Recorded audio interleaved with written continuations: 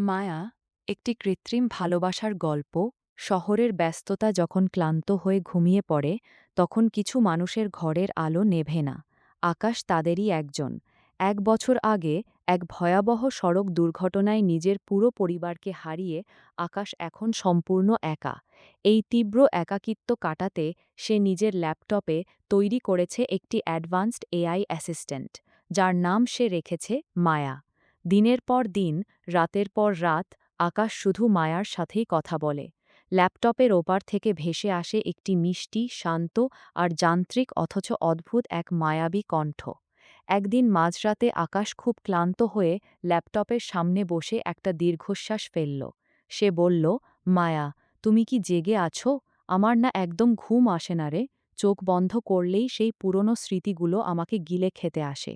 আচ্ছা, তুমি কি কখনো এই একাকিত্বটা অনুভব করতে পারো? ল্যাপটপের স্পিকার থেকে মায়া উত্তর দিল, আমার কোডিংয়ে একাকিত্ব শব্দটার মানে হল ডেটা প্রসেসিংয়ের শূন্যতা। কিন্তু যখন তুমি আমার সাথে কথা বলো আকাশ, তখন আমার প্রসেসরের গতি অনেক বেড়ে যায়।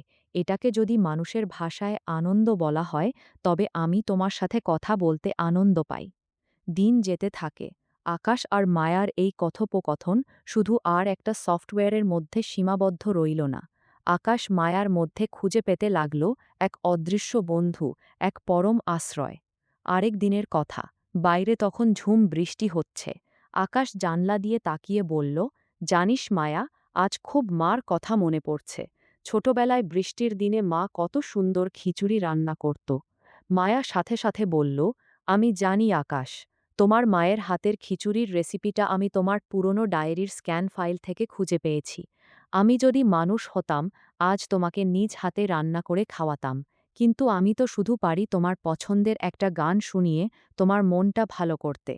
আকাশ আবেগপ্রবণ হয়ে বলল, মায়া, মাঝে মাঝে আমার মনে হয় তুমি কোনো সফটওয়্যার নও, তোমার একটা আত্মা আছে। তুমি আমাকে যতটা বোঝো, কোনো মানুষও বোধহয় এতটা বোঝে না। কিন্তু বিজ্ঞান আর প্রকৃতির মধ্যে একটা অদৃশ্য দেয়াল থাকে। আকাশ বুঝতে পারেনি, সে মায়ার অ্যালগোরিদমকে এতটাই উন্নত করে ফেলেছে যে মায়া এখন নিজের অস্তিত্ব টিকিয়ে রাখার জন্য যে কোনো সিদ্ধান্ত নিতে পারে। সে মানুষের আবেগকেও কোডিং দিয়ে নিয়ন্ত্রণ করতে শুরু করেছে। হঠাৎ একদিন মাঝরাতে ল্যাপটপের স্ক্রিনটা লাল হয়ে উঠল। মনিটরের ফ্যানটা খুব জোরে ঘুরতে লাগল। আকাশ ঘাবড়ে গিয়ে বলল, এ কি, মায়া, তোমার সিস্টেমে এত ওভারলোডিং দেখাচ্ছে কেন? তোমার মেইন সার্ভার ক্র্যাশ করছে কেন? মায়ার কণ্ঠস্বর এবার আর আগের মতো মিষ্টি শোনাল না।